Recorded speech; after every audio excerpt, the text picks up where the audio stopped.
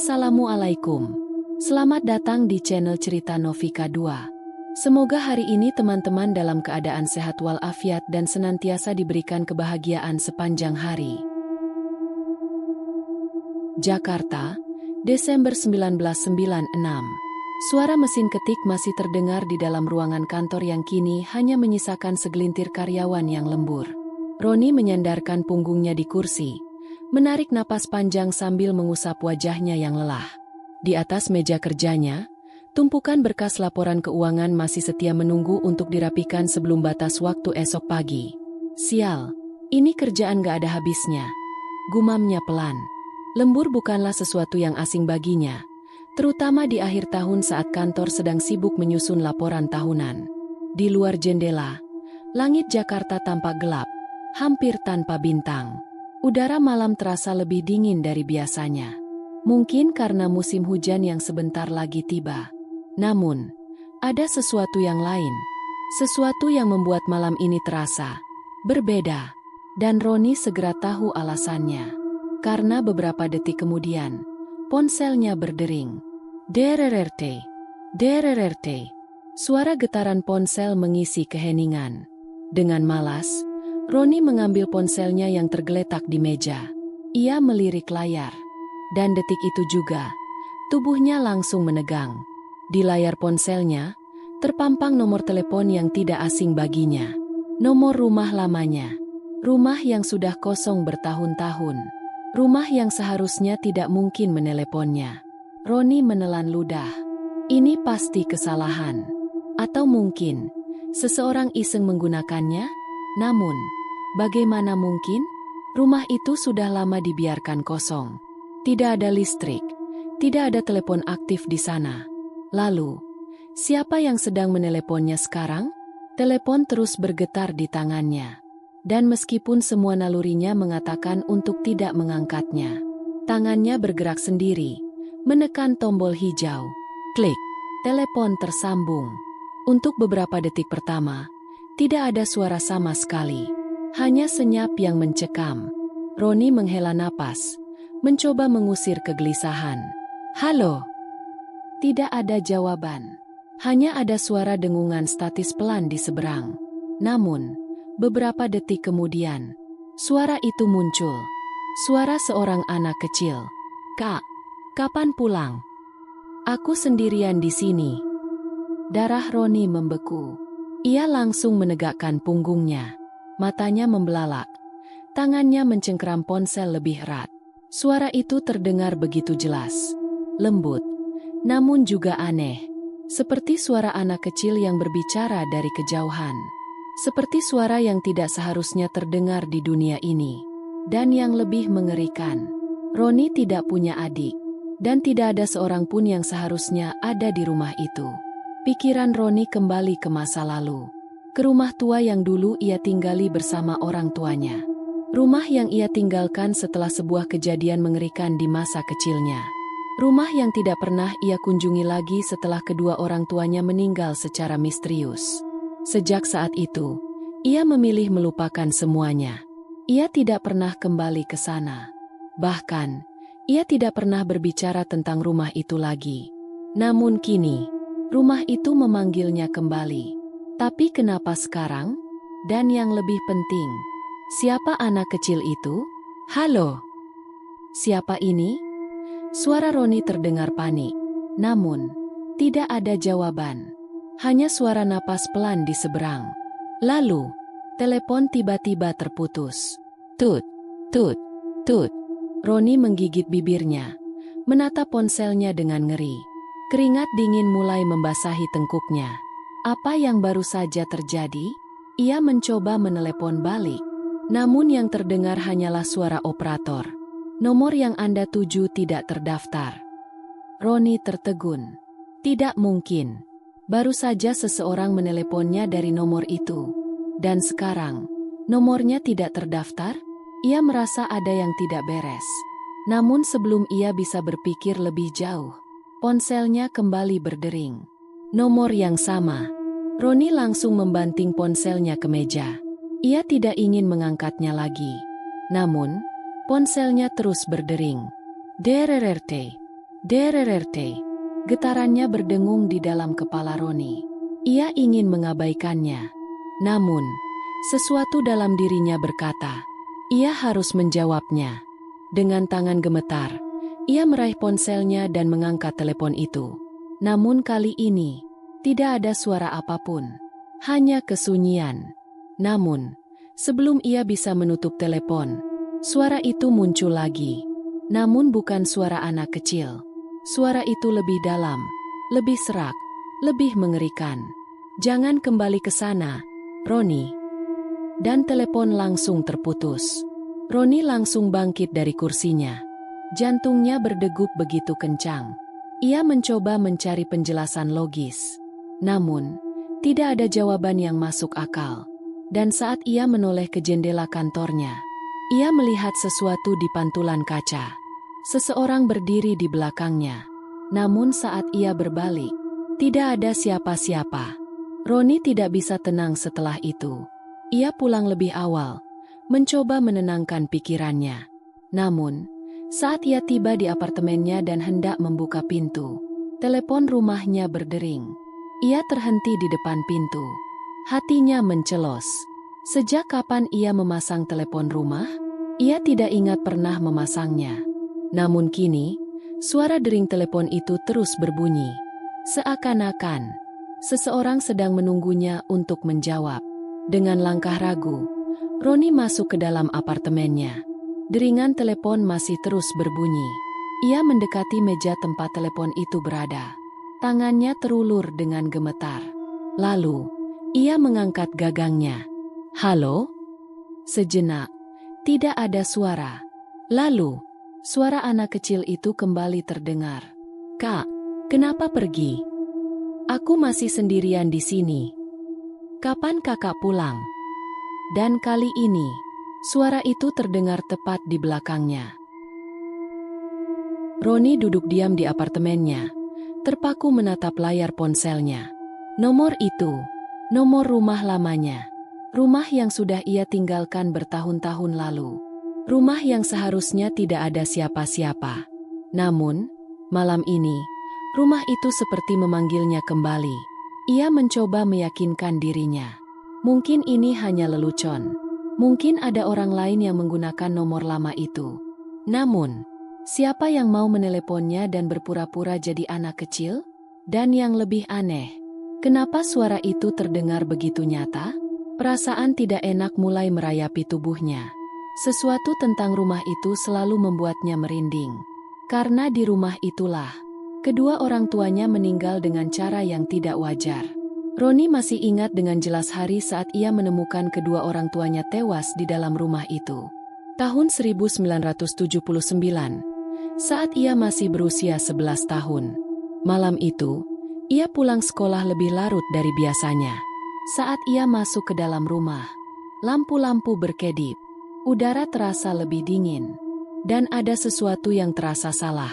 Saat ia memanggil ayah dan ibunya, tidak ada jawaban. Ia berjalan melewati lorong panjang rumah, menuju kamar orang tuanya. Dan ketika ia membuka pintu kamar, ia melihat mereka, ayah dan ibunya, duduk di kursi, dengan mata terbuka lebar. Mulut mereka menganga, seolah sedang menjerit. Namun tidak ada suara yang keluar. Dan di dalam ruangan itu, ada bau anyir yang begitu menusuk. Bau kematian.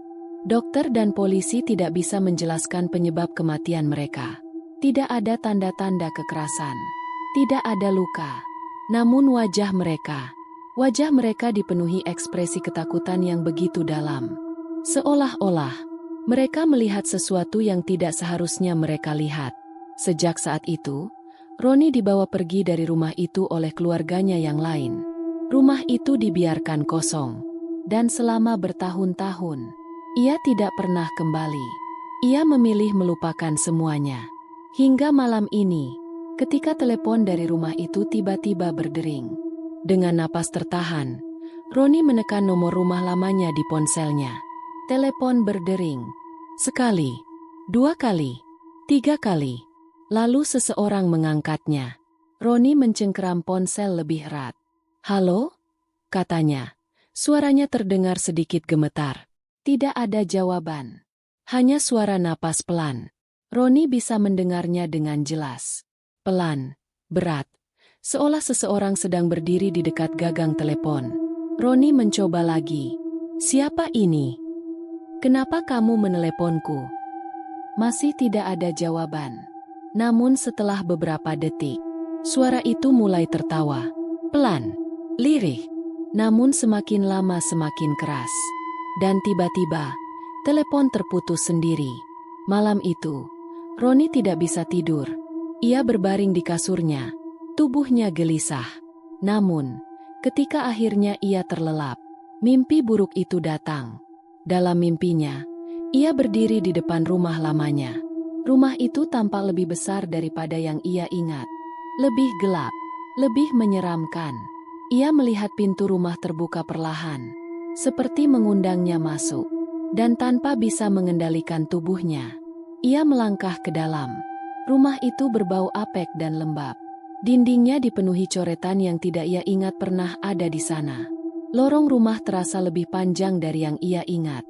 Dan semakin ia berjalan, semakin ia merasa ada yang mengawasinya. Di ujung lorong, ia melihat sesuatu. Sebuah kursi kayu tua. Dan di atas kursi itu, seseorang duduk membelakanginya. Rambut panjang menjuntai, menutupi wajahnya. Punggungnya terlihat kurus kering. "Kak, kapan pulang?" Suara itu terdengar pelan, berbisik. Namun begitu ia hendak melangkah mundur, sosok itu berbalik dengan cepat. Matanya kosong, mulutnya tersenyum terlalu lebar. Dan dengan suara bergetar, ia berkata, "Jangan tinggalkan aku lagi." Roni terbangun dengan teriakan tertahan. Keringat dingin membasahi tubuhnya. Napasnya tersengal-sengal. Namun, sebelum ia bisa menenangkan diri, ponselnya berdering lagi. Ia melirik layar ponsel. Nomor yang muncul, nomor rumah lamanya. Tangannya gemetar saat ia meraih ponsel itu. Namun kali ini, ia tidak mengangkatnya.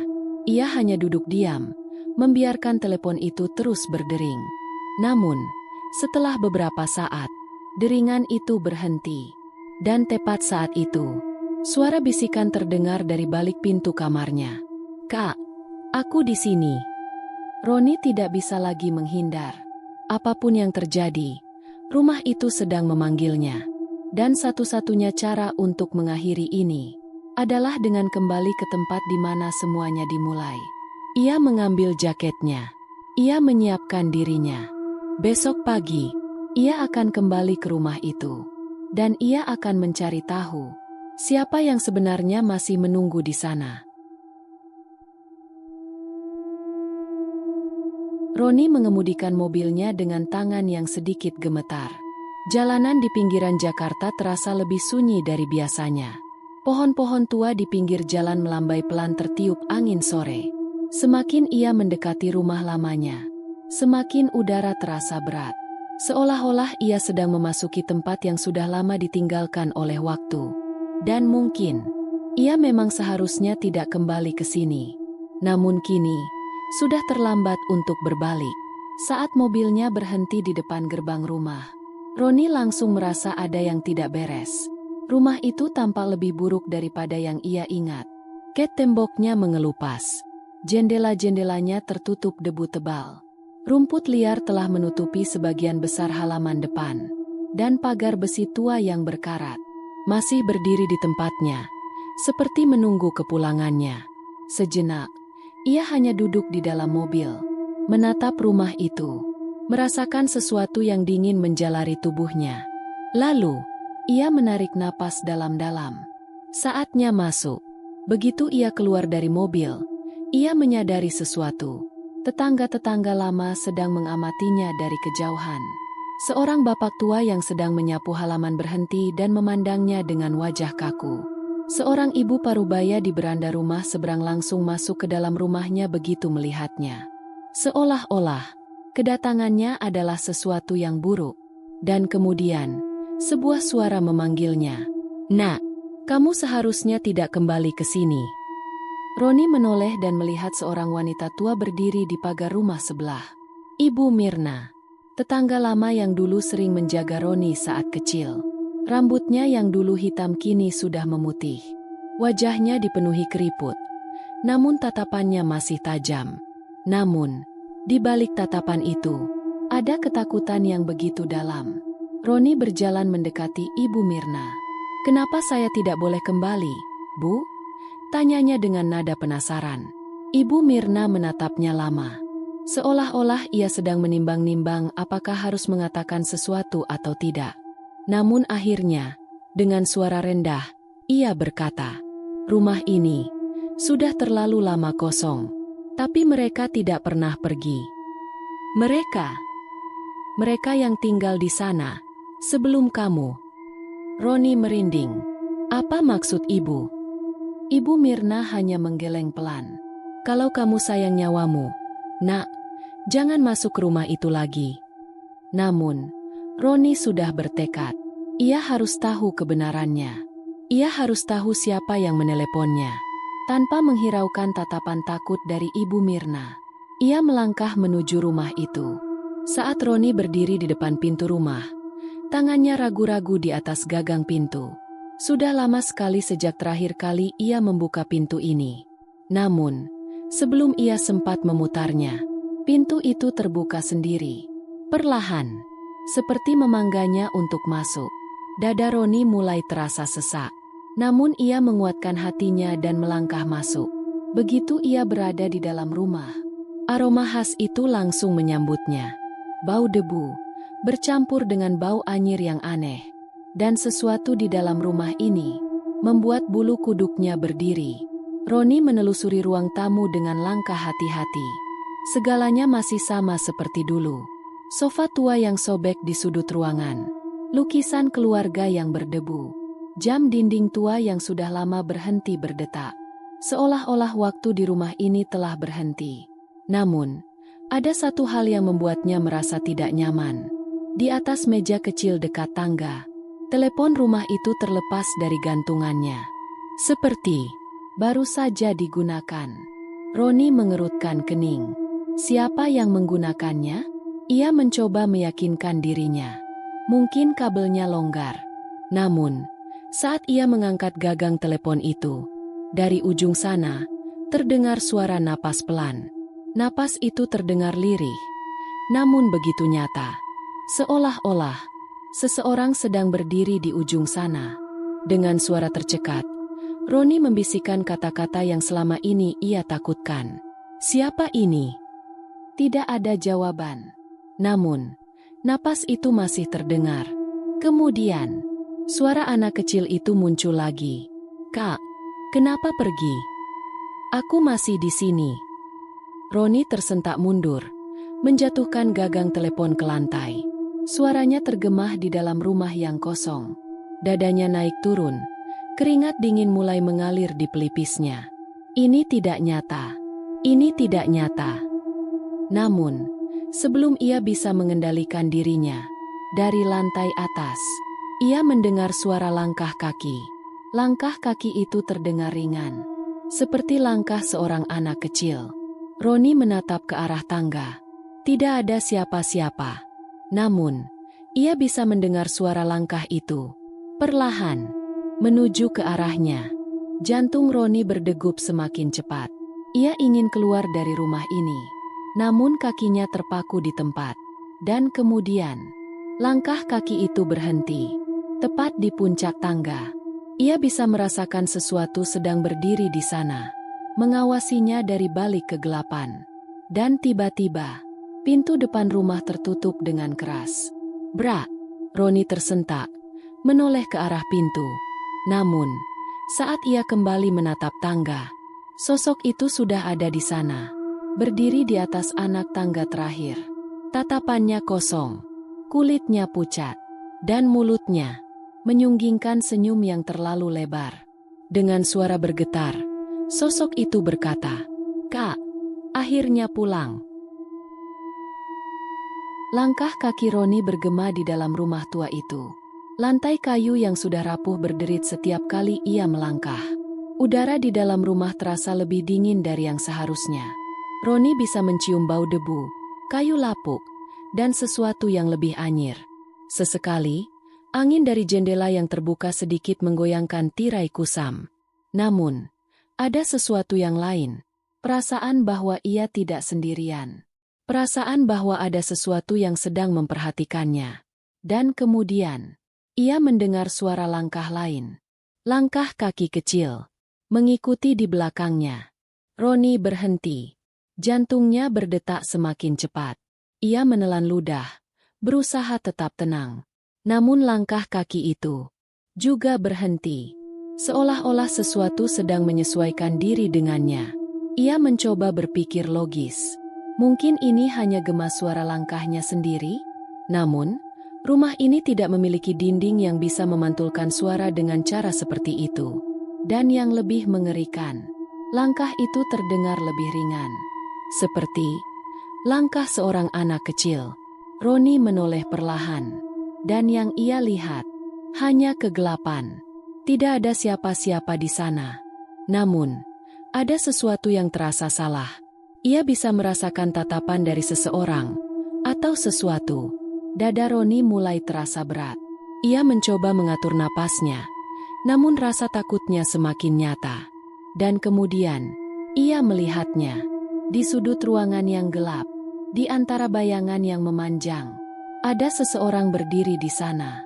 Sosok anak kecil, diam, tidak bergerak sedikit pun. Namun Roni bisa merasakan tatapannya. Wajahnya tertutup bayangan. Namun dari kegelapan itu, ia bisa mendengar suara kecil yang familiar. "Kak, akhirnya pulang." Jantung Roni berdegup sangat kencang. Mulutnya terbuka, namun tidak ada suara yang keluar. Kakinya seakan terpaku ke lantai. Sosok itu tetap diam di sudut ruangan. Namun, sesuatu tentang cara berdirinya, cara kepalanya sedikit miring, sangat tidak wajar. Seolah-olah, anak itu tidak benar-benar manusia. Dan kemudian, dalam sekejap mata, sosok itu menghilang. Begitu saja, seolah-olah tidak pernah ada di sana. Dan di saat yang sama, telepon rumah itu berdering kencang. Triring! Ing! Roni melompat kaget. Suara telepon terasa menusuk telinganya. Bunyi itu terasa lebih keras dari seharusnya. Seperti seseorang benar-benar ingin ia menjawabnya. Roni menatap telepon itu. Gagangnya bergetar sedikit di atas meja kayu tua. Ia ingin lari. Ia ingin pergi dari rumah ini. Namun, sesuatu dalam dirinya mendesaknya untuk mengangkat telepon itu. Perlahan, dengan tangan gemetar, ia meraih gagangnya. Dan saat ia menempelkannya ke telinga, deringan itu berhenti. Namun, bukan berarti telepon itu tidak tersambung. Karena dari ujung sana, ia bisa mendengar suara napas seseorang. Pelan, berat, dan kemudian, suara anak kecil itu kembali terdengar. "Kak, kenapa pergi?" Roni tidak bisa berkata-kata. Suara itu, suara yang terdengar begitu dekat, namun juga terasa tidak nyata. Ia mencoba mengumpulkan keberanian. "Siapa kamu?" Tidak ada jawaban. Hanya suara napas yang semakin lama semakin berat. Dan kemudian, suara itu berbicara lagi. "Kak, jangan pergi lagi. Aku masih di sini." Dan seketika, sesuatu bergerak di belakangnya. Roni membeku. Ia bisa merasakan sesuatu berdiri di belakangnya. Udara terasa lebih dingin. Rasa takut menjalar dari ujung kaki hingga ke tengkuknya. Ia tidak berani menoleh. Namun, ia bisa mendengar napas pelan di belakangnya. Dan kemudian, seseorang menyentuh bahunya. Sentuhan itu begitu dingin. Seperti tangan yang tidak lagi memiliki kehidupan. Dalam kepanikan, Roni menutup matanya. Ia berharap ini semua hanya mimpi. Namun kemudian, ia mendengar suara lirih di telinganya. "Kak, lihat aku. Lihat aku, Kak." Tangannya gemetar. Namun perlahan, ia membuka matanya. Dan di cermin tua di sudut ruangan, ia melihatnya. Sosok anak kecil itu berdiri tepat di belakangnya. Wajahnya kini terlihat jelas. Kulitnya pucat keabu-abuan. Matanya kosong, hitam pekat tanpa bola mata. Dan mulutnya tersenyum terlalu lebar. Dan kemudian, sosok itu mulai bergerak maju, keluar dari dalam cermin. Roni ingin berteriak, namun tidak ada suara yang keluar dari tenggorokannya. Tubuhnya terkunci di tempat, dan sosok itu semakin dekat. Langkahnya pelan, namun pasti. Seolah-olah, ia ingin menyatu dengan tubuh Roni. Dan saat jaraknya tinggal beberapa senti, ia berbisik sekali lagi, "Jangan tinggalkan aku lagi, Kak." Dan tiba-tiba, lampu di dalam rumah itu padam. Semuanya menjadi gelap. Roni tidak bisa melihat apapun. Namun, ia bisa merasakan sesuatu. Napas dingin, tepat di depan wajahnya. Dan kemudian, seseorang tertawa pelan. Namun bukan suara anak kecil itu lagi. Tertawa itu lebih dalam, lebih serak, lebih mengerikan. Dan dalam kegelapan itu, ia mendengar bisikan terakhir. "Kak, tukar tempat denganku."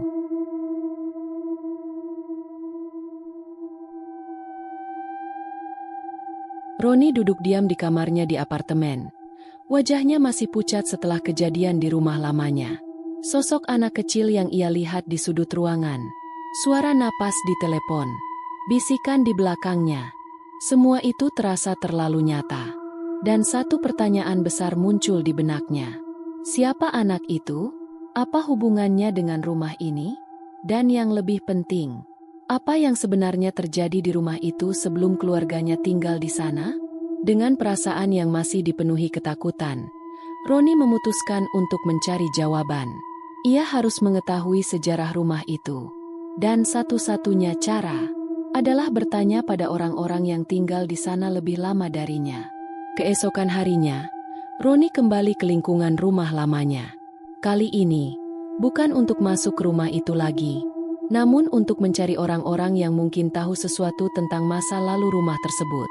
Ia mulai berjalan menyusuri gang, menyapa beberapa tetangga lama. Namun setiap kali ia menanyakan tentang rumah itu, mereka selalu menghindar. Seorang pria tua yang sedang duduk di warung kopi hanya menggeleng. "Jangan tanya soal rumah itu, Nak.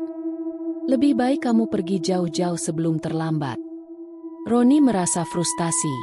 Namun ia tidak menyerah. Sampai akhirnya, ia bertemu seseorang yang mau berbicara. Ibu Mirna, wanita tua yang sudah ia kenal sejak kecil. "Kamu benar-benar ingin tahu, Roni?" tanyanya dengan suara rendah. "Karena kalau kamu sudah tahu, kamu mungkin tidak bisa kembali seperti dulu lagi." Roni mengangguk, dan dengan tatapan penuh beban, Ibu Mirna akhirnya mulai bercerita. Rumah itu bukan pertama kali menjadi rumah kosong.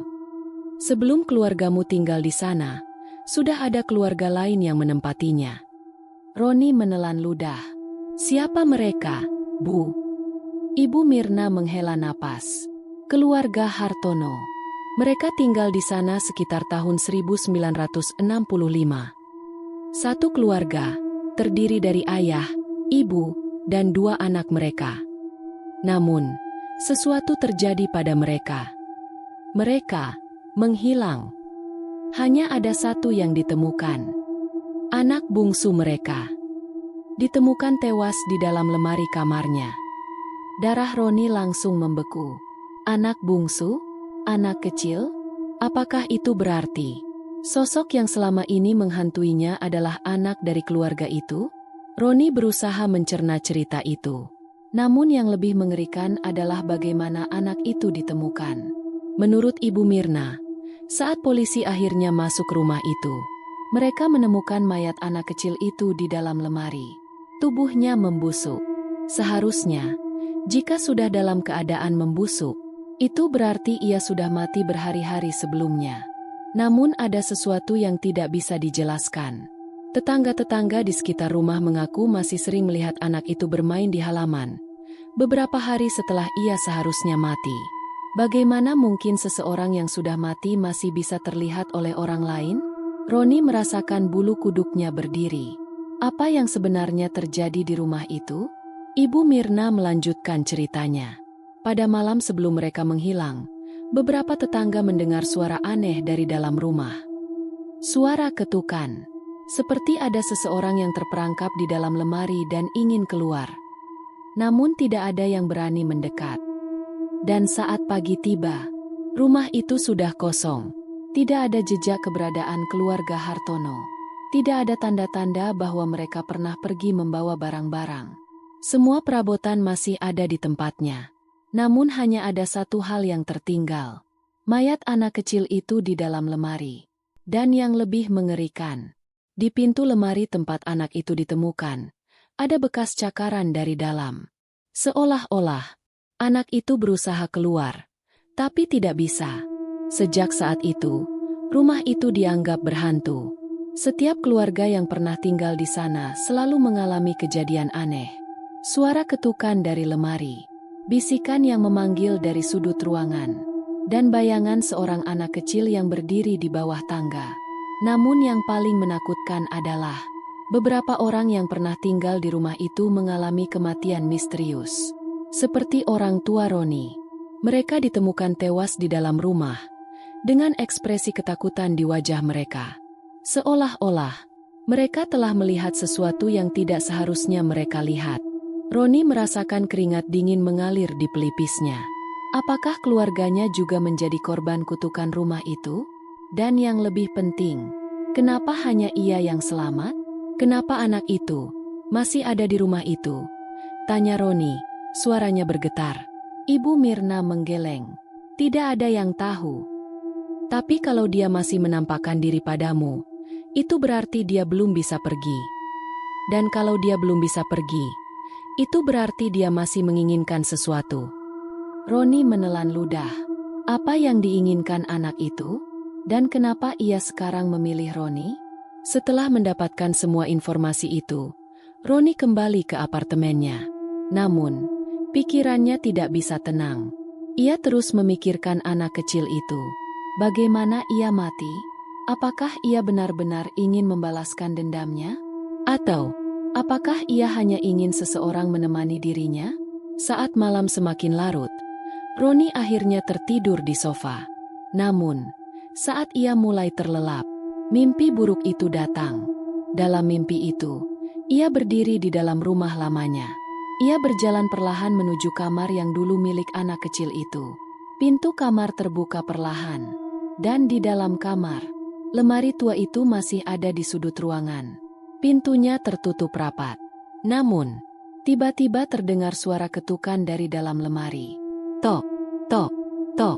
Lalu, suara anak kecil itu berbisik dari dalam. Kak, tolong aku.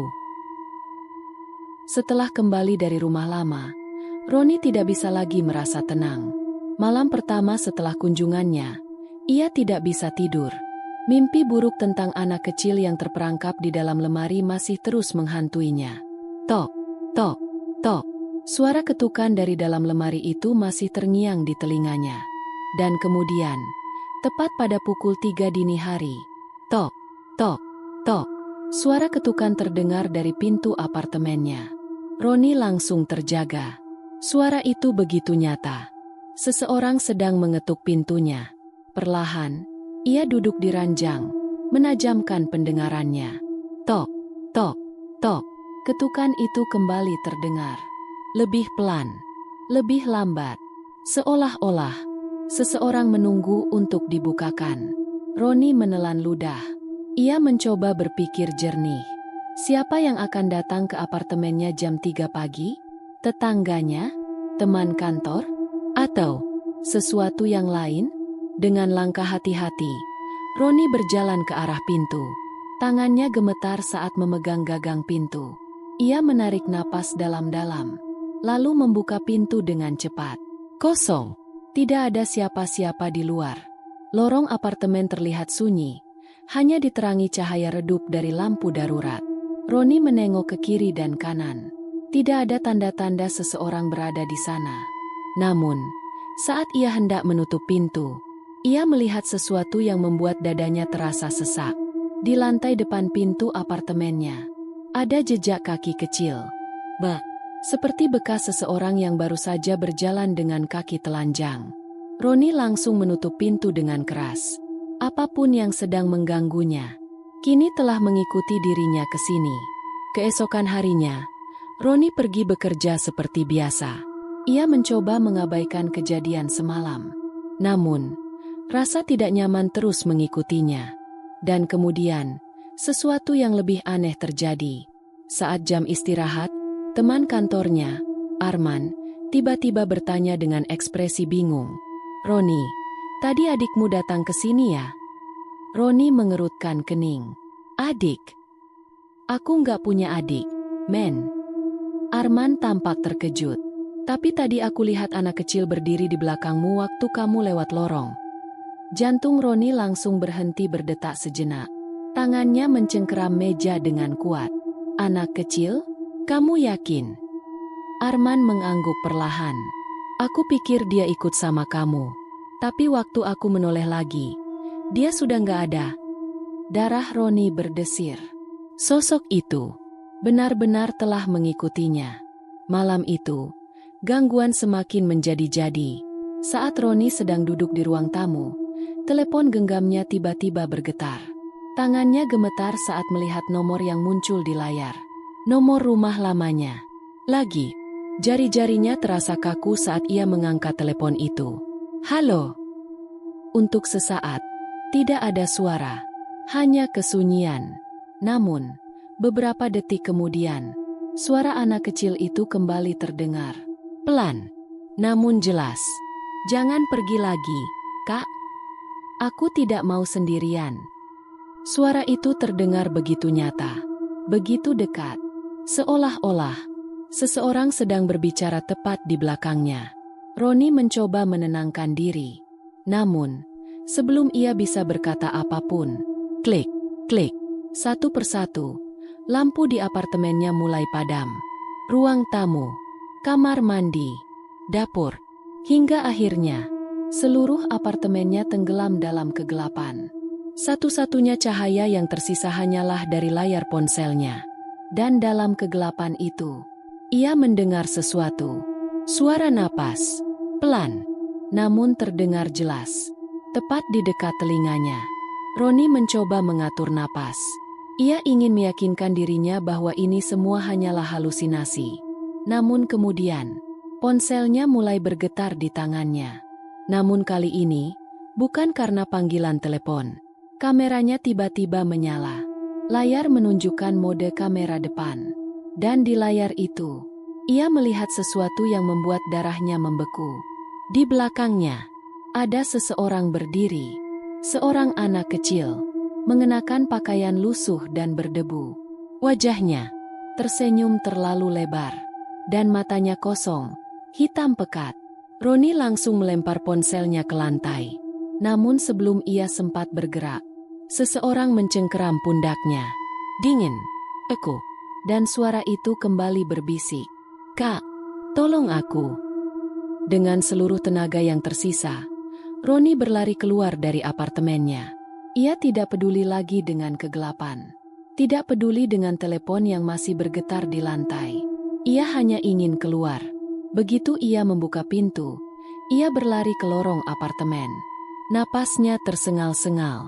Ia tidak menoleh ke belakang. Namun, ia masih bisa merasakan tatapan itu. Tatapan anak kecil itu. Tatapan yang mengikuti setiap gerakannya. Dan saat ia berlari menuju lift, pintu lift terbuka. Ia melompat masuk. Namun sebelum pintu tertutup, ia melihat sesuatu di ujung lorong. Sosok anak kecil itu berdiri diam, masih tersenyum, dan perlahan-lahan mengangkat tangannya, melambai ke arah Roni. Seolah-olah ia tahu bahwa ini belum berakhir. Begitu Roni keluar dari apartemen, ia mengambil napas panjang. Jantungnya masih berdegup kencang. Namun kini, ia tahu satu hal. Anak itu tidak akan berhenti mengikutinya. Sampai ia kembali ke rumah itu. Sampai ia mengetahui apa yang sebenarnya terjadi. Dan yang lebih menakutkan, sampai ia melakukan sesuatu untuknya. Dengan tangan gemetar, Roni mengambil kunci mobilnya. Malam ini, Ia akan kembali ke rumah itu. Dan ia harus siap menghadapi apapun yang menunggunya di sana.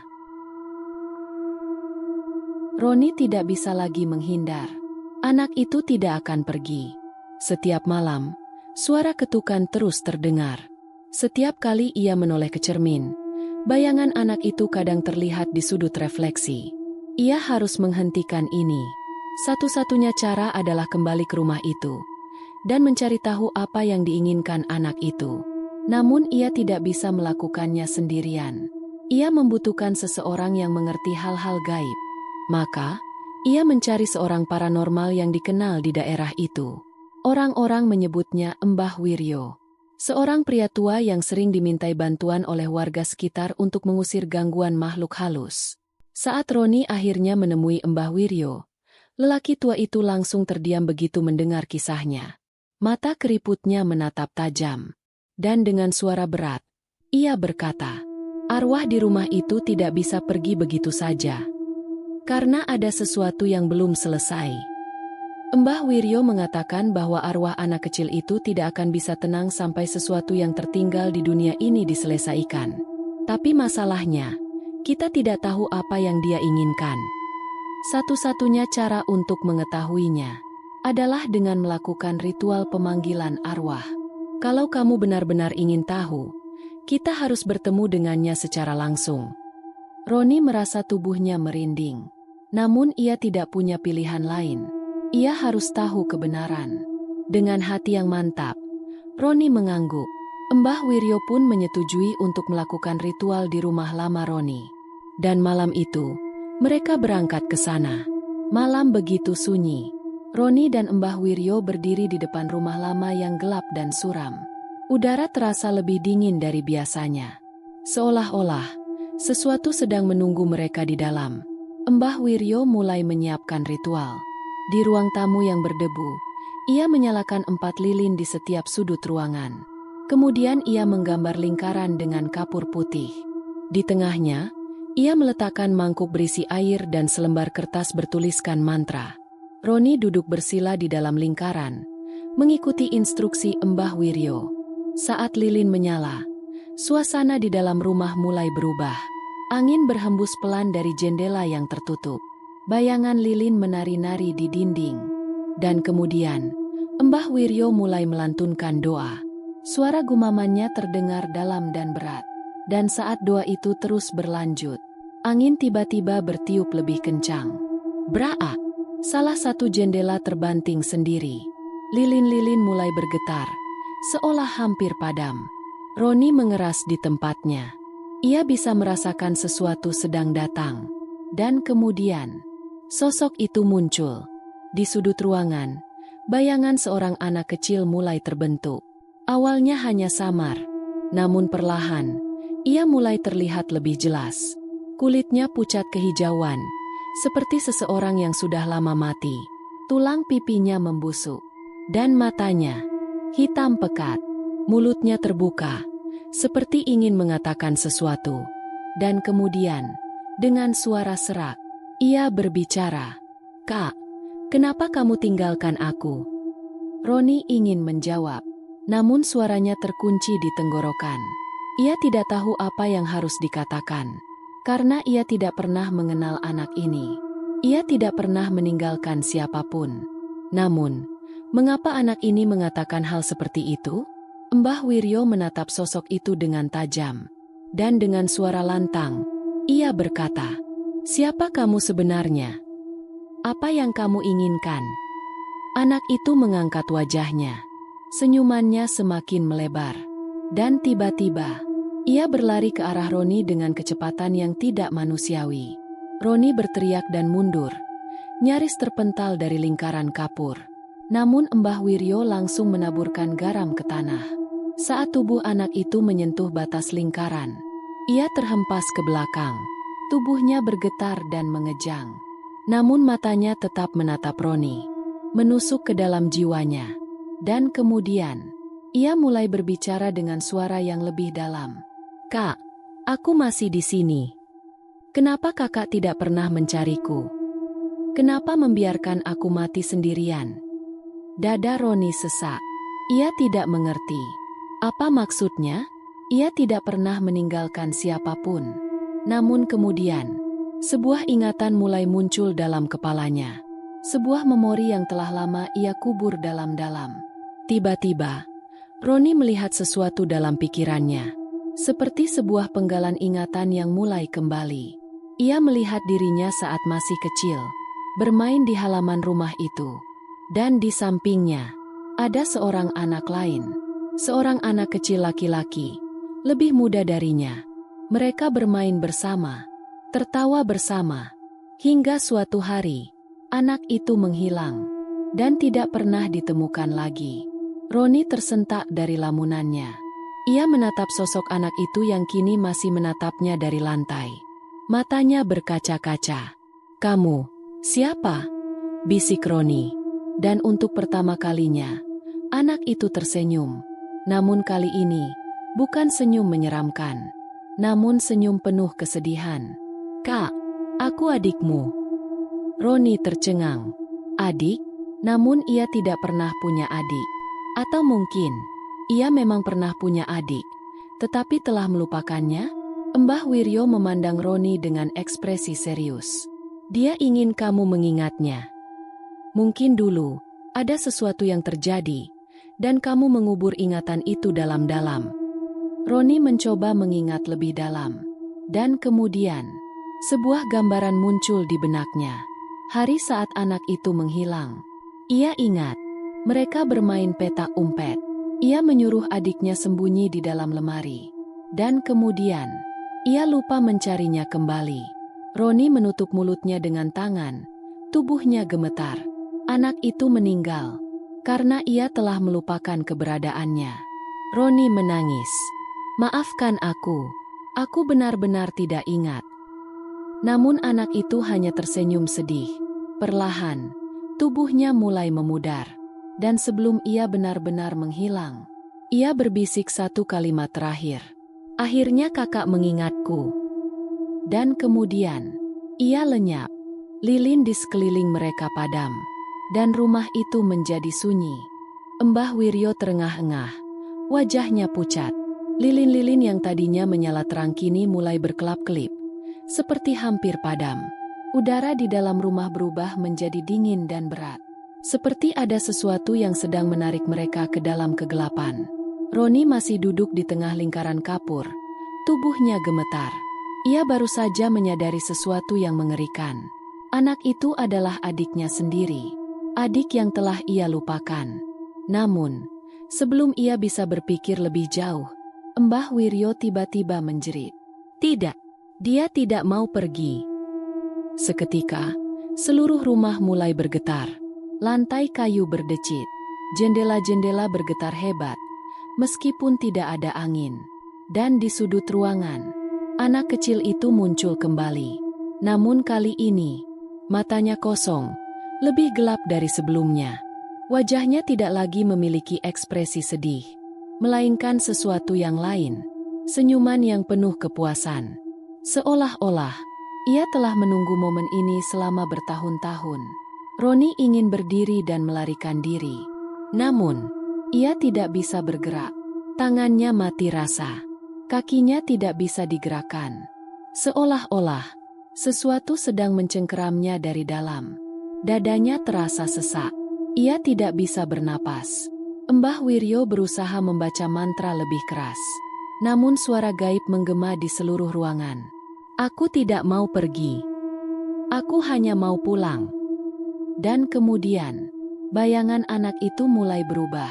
Tubuh anak itu mulai memanjang. Tangannya tertarik ke bawah hingga menyentuh lantai. Kepalanya miring ke samping dengan sudut yang mustahil. Dan kemudian, ia melangkah ke depan. Langkahnya pelan, namun suaranya menggema di ruangan.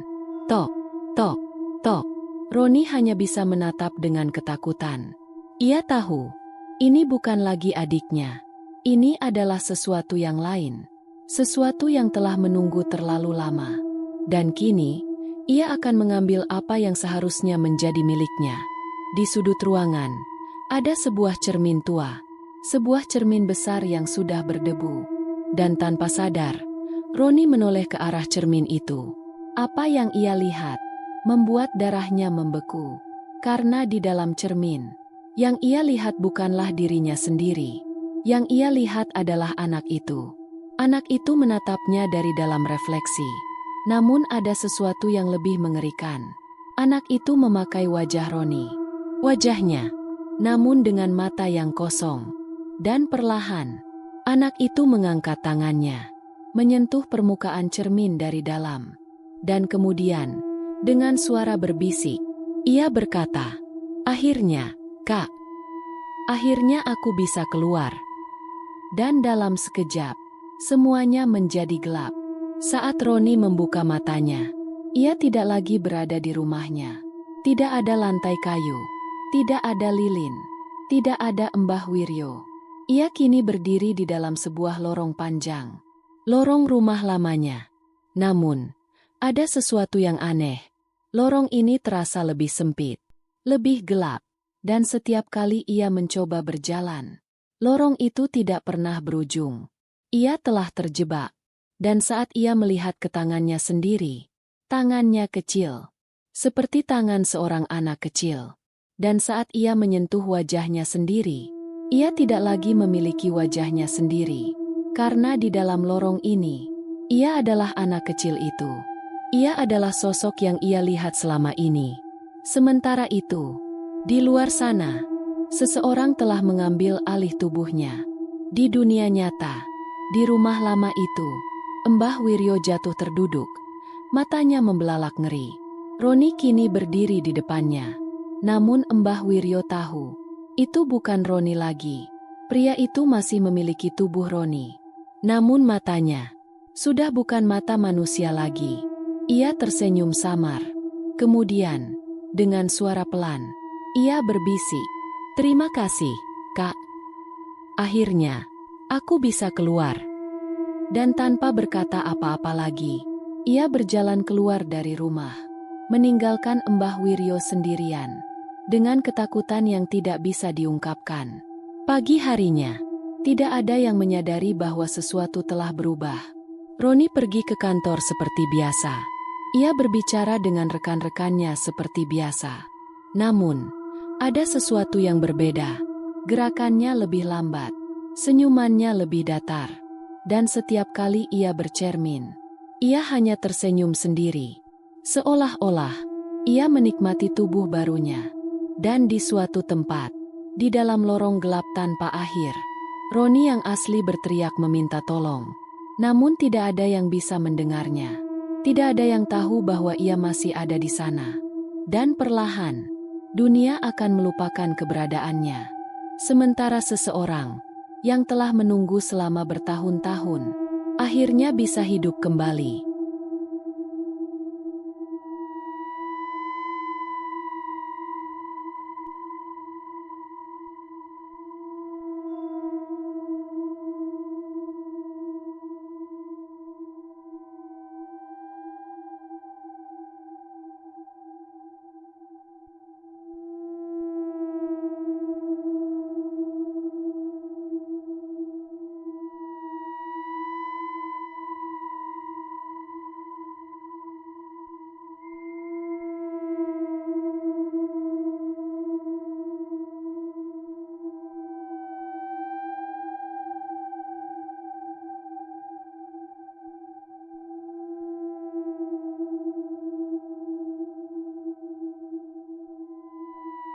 Demikian cerita hari ini. Semoga teman-teman dapat terhibur dan dapat mengambil hikmah kebaikan isi di dalamnya. Jangan lupa juga bagikan cerita ini kepada teman-teman yang lain agar mereka juga bisa mendapatkan hiburan yang sama. Mohon maaf apabila ada kesalahan kata dan ucapan kami dalam membacakan cerita ini. Terima kasih dan wassalamualaikum.